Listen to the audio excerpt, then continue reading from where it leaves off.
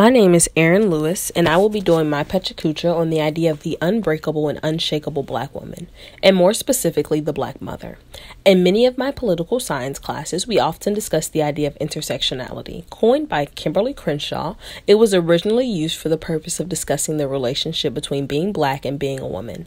With this intersectionality comes the stereotype of Black women being the epitome of strength and resolve under pressure, possessing the ability to do whatever is necessary to succeed. As stated in this clip from Tyler Perry's Meet the Browns, one thing a Black women know how to do, that's make it. But how did this positive stereotype even begin? It was Black women's attempt to rebrand themselves after centuries of the type of negative stereotyping pictured. The Jezebel stereotype pictures a lascivious and morally loose woman, the mammy as the motherly and sacrificing caregiver, and the sapphire, the hot-tempered, angry, and willing to square up with anyone, Black woman. These stereotypes have caused Black women to rebrand themselves as something more acceptable, tolerable, and even noteworthy. The unbreakable and unshakable Black woman.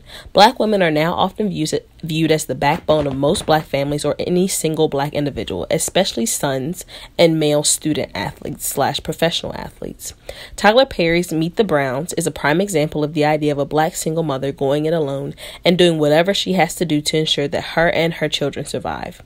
Brenda Brown is a Black single mother with 3 kids and no support emotionally or financially from any of their fathers. They are living well below the poverty line, and she discusses how she often goes hungry and even then knows that her children probably still didn't get enough to eat that day.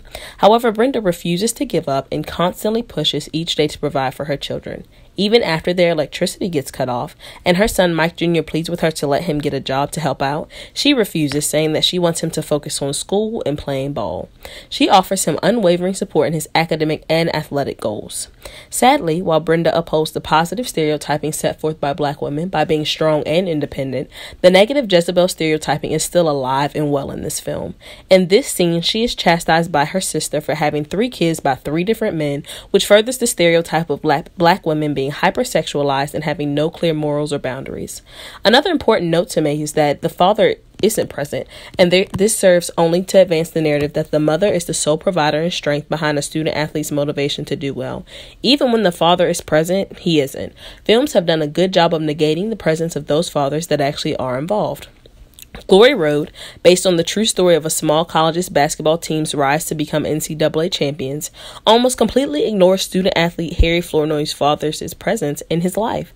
His father is mentioned only once in the film, close to the beginning, and pictured once at the end. While this was done to advance the narrative of the Black mother's support, there was no need.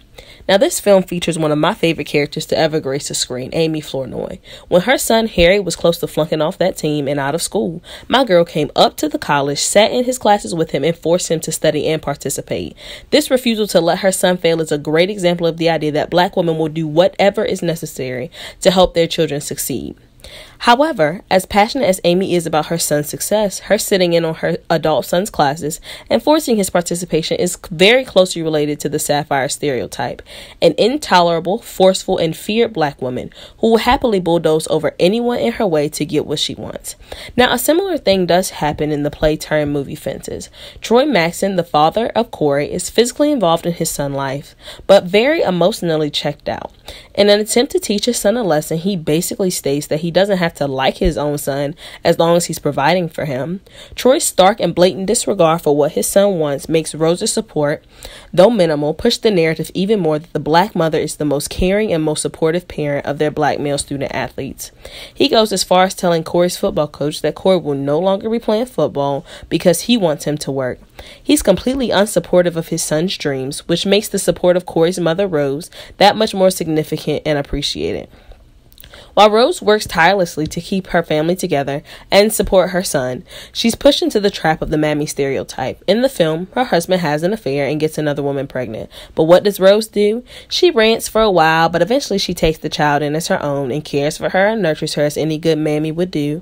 Even in her rant, she discusses that she's often unhappy with Troy, but she stays because it's her responsibility to care for her family above her own happiness.